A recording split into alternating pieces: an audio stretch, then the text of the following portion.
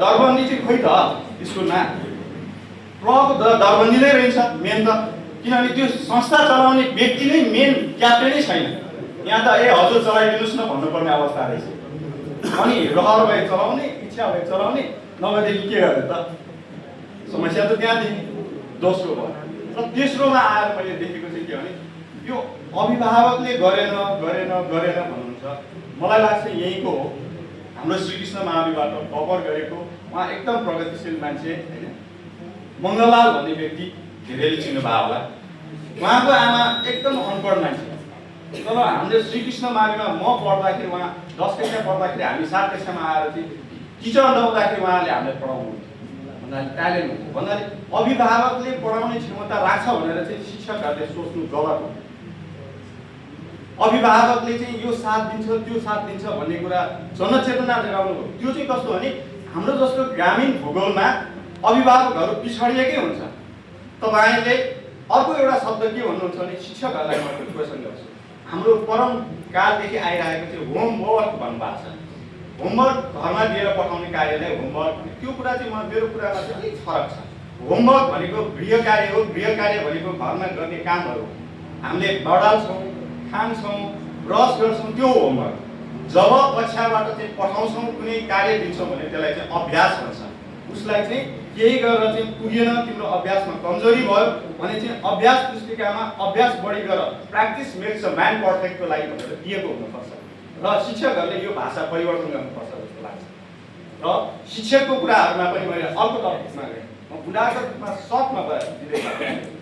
शिक्षकहरू चाहिँ हाम्रो शिक्षा र स्वास्थ्यमा जो व्यक्तित्वहरू गर्नुभएको छ, शिक्षामा विशेष गरेर गुरु ब्रह्म गुरु विष्णु भनेर हामीले मानिसकेपछि शिक्षकहरू कर्मचारी होइन, शिक्षकहरू भोलिन्टियर हो, सेवाग्राही हो।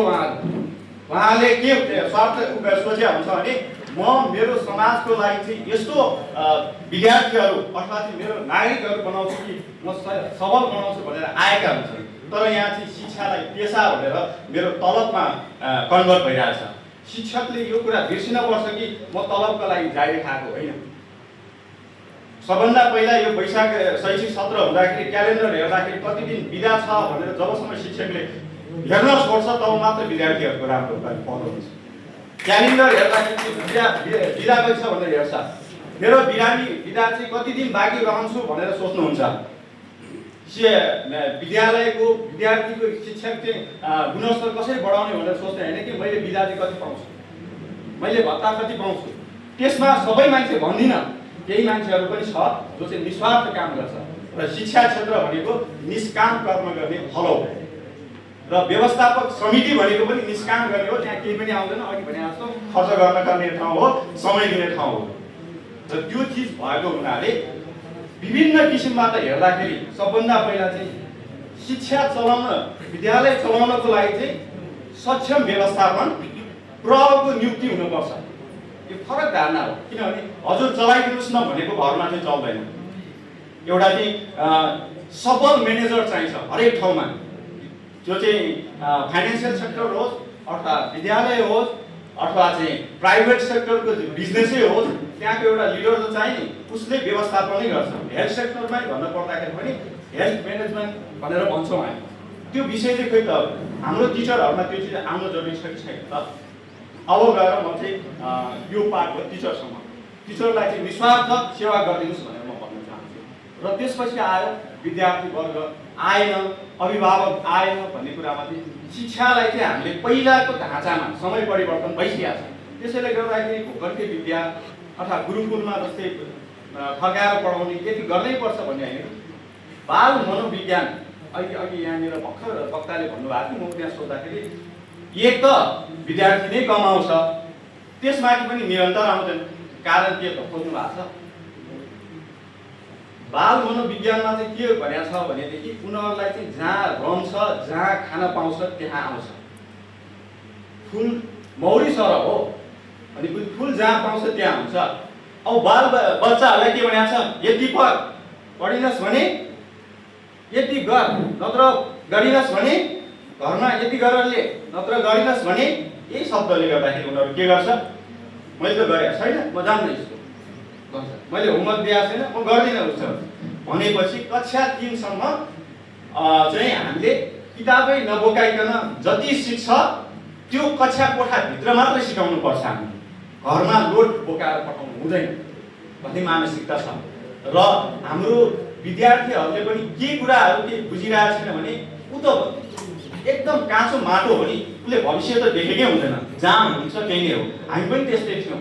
यहाँ एकदम विज्ञ सरहरू पनि सानो बेलामा त त्यस्तै हुनुहुन्थ्यो होला, पिएचडी गर्ने मान्छेहरू पनि त्यो त्यस्तै हुनुहुन्थ्यो होला। हामीले चाहिँ हाम्रो अधिकार खोजिरहेको छौँ, महिला अधिकार, पुरुष अधिकार, यो अधिकार त्यो अधिकार। खेल्ने उमेरको 2 वर्षको बच्चालाई गुवाई लगाएर स्कुलमा छोडिदिएको छ। दुध खाने उमेर नै उसको भन्नुपर्दाखेरि 2 वर्षसम्म छ। त्यो विद्यार्थीलाई लगेर स्कुलमा लगेर छोडिदिएको छ। सजाय दिएको कि हामीले उसलाई चाहिँ भविष्य बनाउन लगेको भनेपछि 4 कक्षाभन्दा मुनिका बाल बच्चालाई त शिशु स्याहारमा राख्नुहोस्, विद्यालय भनेर शब्द पनि नराख्नुहोस्। विद्यालयमा त राख्नै मिल्दैन 4 कक्षाभन्दा मुनिका विद्यार्थी। शिशु स्याहार हो, त्यहाँ पढाउने पनि होइन, के होइन, स्याहार मात्रै हुनुपर्छ। त्यो चिज हुँदाखेरि अनि मात्रै हामीले विद्यार्थीलाई चाहिँ तान्न सक्छौँ। मैले एउटा उदाहरण दिन्छु। एउटा आरएनएस भन्ने स्कुलमा चाहिँ के हुन्छ भनेर भन्दाखेरि त्यहाँ स्कुलमा जाउँ भन्छ। नजाउन भन्दाखेरि होइन म जान्छु, किन भन्दाखेरि अधिकांश चाहिँ खेल्ने खानेर केही चिज दिने हुन्छ। उसले जे गर्छ उसले चाहिँ टोकन पाउँछ, कमाउँछ। उसले त्यहाँदेखि नै सुरु गर्छ, राम्रो गुण गर्छ र उसले चाहिँ त्यहाँ गएर केही चिज पाउँछ भन्ने हिसाबले, खाना पाउँछ भनेर, खेल्न पाइन्छ भनेर ऊ जान्छ। उसलाई ट्रेनिङ चाहिन्छ। व्यवस्थापन समितिमा मिटिङ बस्न गाह्रो छ, शिक्षा बुझेकै हुँदैन होइन र? अनि कसरी उसले चाहिँ त्यत्रो स्कुललाई चाहिँ निर्देशन गर्न सक्छ जस्तै आफैले बुझे जस्तै। अब मैले एकदम टिटो भन्नु पर्दाखेरि हामी के गर्छौँ, राजनीतिक भागभन्दा गर्छौँ।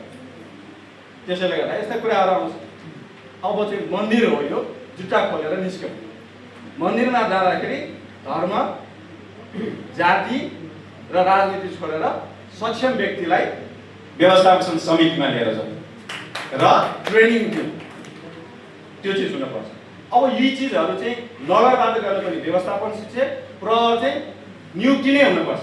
यहाँ रिक्वेस्टको हिसाबमा हुँदैन, सक्षम ट्रेनिङ दिएर त्यो हुनुपर्छ।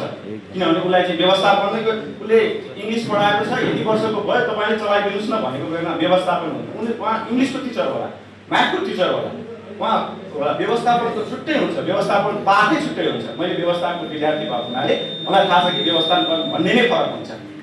त्यो व्यवस्थापन नै छुट्टै हुनुपर्छ। त्यो भयो।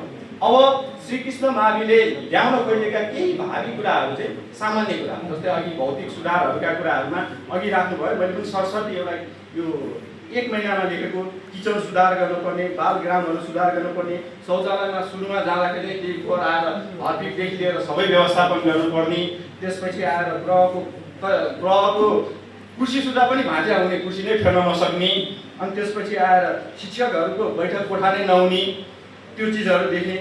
र कम्प्युटर, अब विभिन्न किसिमको आफ्नो समस्या छ स्कुलको। श्रीकृष्ण माविमा भौतिक रूपमा सम्पन्न छ सबै कुरा। अनि त्यो उसमा के भने दरबन्दीमा पनि सम्पन्न छ। श्रीकृष्ण मावि 2008 सालदेखि सुरु भएको श्रीकृष्ण मावि हो र यो देशकै सबभन्दा पुरानो र यहाँबाट धेरै विद्यार्थीहरू उच्च तहमा पुर्याएको स्कुल हो र यसबाट धेरै तहका सचिवहरूदेखि लिएर मन्त्रीदेखि तयार पारिसकेको स्कुल। तर आज आइसीयूको स्थितिमा छ र मेरो साथसँग मैले एकचोटि अनुरोध पनि गरेको छु, म यो व्यवस्थापन समितिमा जाँदैछु, मलाई केही समय दिनुहोस्, म चेन्ज गरेर आउँछु। अब नगरसँग एउटा क्वेसन छ, हामीले गुणस्तरीय शिक्षालाई प्रायोरिटी दिन्छौँ कि योजना बनाउँदाखेरि र सङ्ख्यात्मक वृद्धिको लागि चाहिँ बनाउँछौँ। दुईवटा पाएको छ, क्वालिटी कि क्वान्टिटी। विद्यार्थी धेरै भएको स्कुललाई चाहिँ राम्रो मान्छौँ कि गुणस्तरीय शिक्षा दिएको स्कुललाई चाहिँ राम्रो मान्छौँ?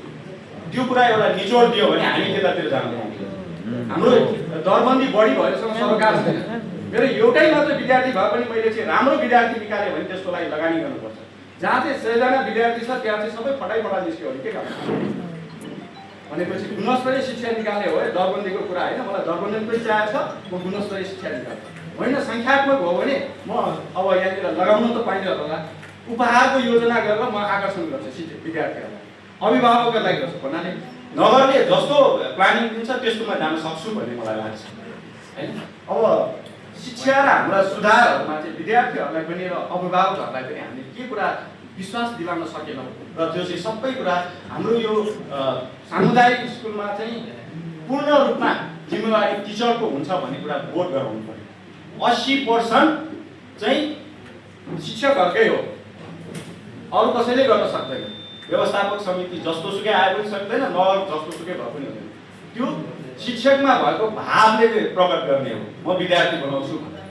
त्यो चिजमा चाहिँ उहाँले यदि दिक्तचित्त भएर काम गर्नुभयो भने हरेक हाम्रो चाहिँ सामुदायिक स्कुलहरूमा विद्यार्थी हुनेछ।